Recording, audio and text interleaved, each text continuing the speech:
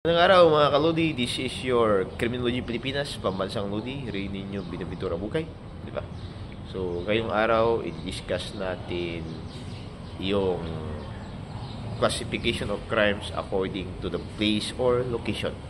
So, pinakauna is yung static crime, di ba? Ikalawa is itong continuing crime. So, once we say static crime, di ba? It is committed in one location or place.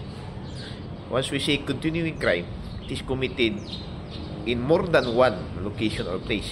So meaning, once we say location or place, ito yung tinatawag niyang crime scene, kung saan naganap or na-consummate talaga yung crime. Once we say consummate, diba? Ang lahat ng elements ng crime is nandoon na sa part ng objective. So objective part na, meaning nakuha na niya lahat. Diba?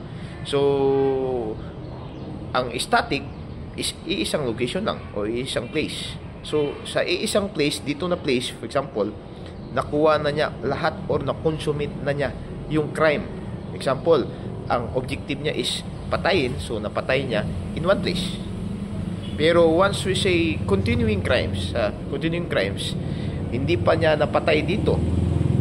May isang crime scene, may secondary crime scene, at may tertiary crime scene. So, meaning, saka lang niya na-consummate sa tatlong crime scene.